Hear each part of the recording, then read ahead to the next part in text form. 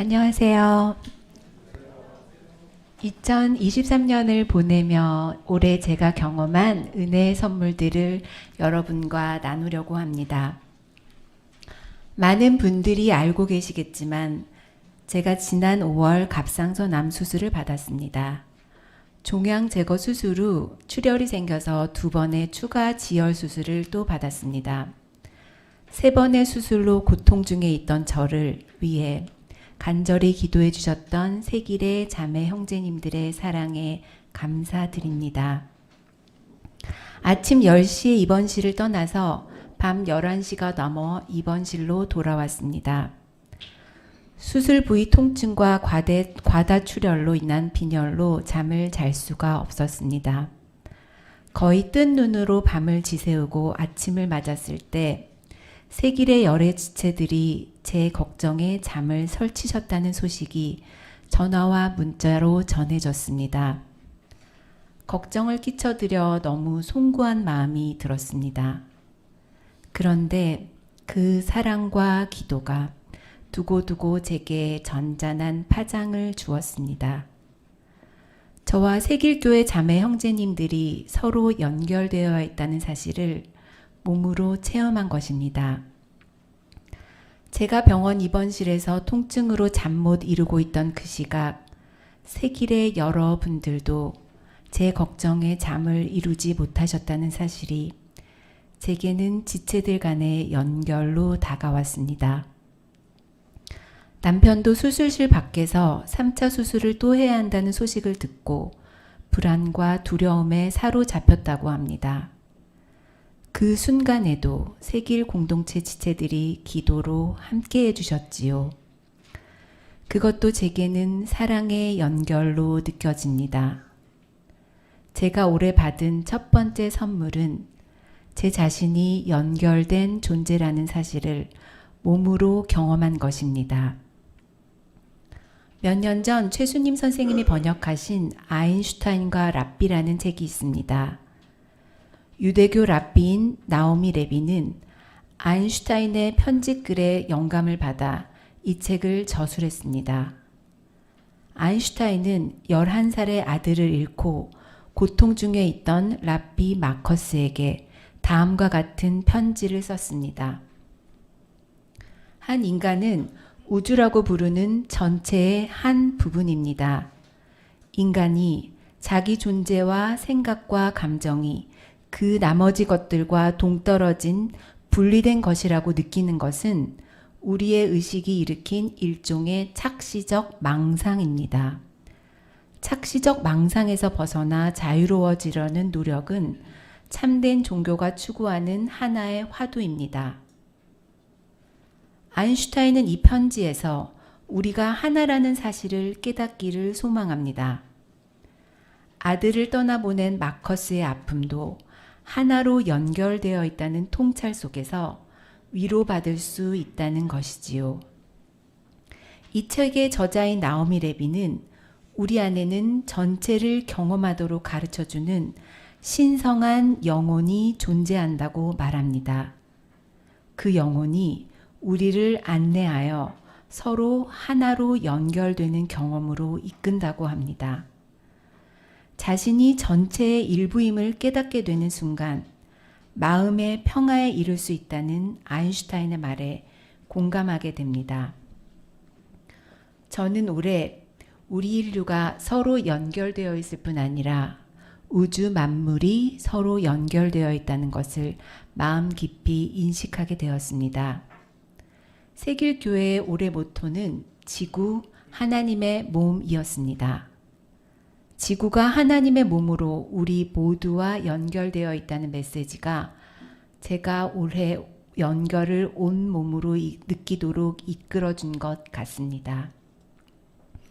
작년 노벨 물리학상을 받은 연구는 양자 역학, 특히 양자 얽힘을 검증해냈다고 합니다. 얽힘 상태에 있는 두 입자를 서로 아주 멀리 이동시킨 후 하나의 입자에만 자극을 주어 그 상태를 변화시켰습니다. 그랬더니 멀리 떨어져 있던 다른 입자 역시 즉각적으로 그 자극에 영향을 받았습니다. 양자들이 아무리 멀리 떨어져 있더라도 서로 연결되어 영향을 주고받는다는 것입니다. 아인슈타인과 동시대를 살았던 물리학자 데이비드 봄도 우주 전체는 깨어지지 않는 전체성을 가지고 있다고 말합니다. 우주는 처음부터 전체이며 하나라는 것이지요. 현대 물리학도 우리가 서로 연결되어 있음을 보여주는 듯 합니다. 지구를 돌보고 내 옆에 이웃에게 베푸는 따스한 친절과 사랑이 바로 나와 모두를 위한 것임을 깨닫게 됩니다. 올해의 두 번째 선물은 제 안에 거하시는 고요한 빛과의 만남입니다. 수술 후 집에서 쉬면서 향심 기도를 시작했습니다. 주여 제게 자비를 베푸소서를 되뇌이며 들숨과 날숨을 반복하며 기도했습니다. 어떤 날은 들숨에 주 예수 그리스도, 날숨에 하나님의 아들이시여, 들숨에 죄인된 저를, 날숨에 불쌍히 여기소서를 반복하며 기도했습니다. 어떤 날은 그냥 제 호흡에만 집중하며 마음을 모았습니다. 들숨과 날숨을 반복하며 고요함 속에 머무르면 제 안에 불안, 두려움 등 복잡한 생각과 감정들이 조금씩 물러갔습니다. 속상한 일이나 걱정되는 일이 있을 때에도 호흡 기도를 하며 마음을 모으다 보면 어느덧 마음에 평안이 찾아왔습니다. 호흡 기도는 제 일상을 변화시켰습니다. 기도는 과거에 대한 후회나 속상함, 미래에 대한 걱정을 지금 이 순간 제게 있는 것에 대한 감사로 바꾸어 주었습니다. 그러면서 제 안에 언제나 고요하게 계셨던 하나님의 빛과 연결될 수 있었습니다. 걱정하고 불안해하며 두려워하는 것은 저의 참 모습이 아닙니다. 고요하고 평안하고 사랑하는 하나님의 형상을 닮은 제가 바로 우리의 본질이라는 것을 알게 되었습니다. 그 과정에서 저는 기도가 제 자신을 비우는 과정이라는 걸 배웠습니다. 일상을 살아가다 보면 제 마음은 금세 에고적인 느낌, 감정, 생각으로 채워집니다. 그리고 마음의 고요와 평안이 사라집니다. 그런 에고의 먹구름들이 제 고요를 가려 평안을 잃게 할 때마다 저는 다시 기도의 자리로 돌아가 제 에고의 생각, 감정들을 알아차립니다. 토마스 머튼은 그에 져서 새 생명의 시에서 이렇게 말합니다. 자신에게서 벗어나 자신을 비우고 사심이 없는 사랑으로 자신을 다른 사람에게 주어야만 사람은 자기의 가장 깊은 마음속으로 들어갈 수 있고 또 그 마음을 통해 하나님께로 갈 수 있습니다.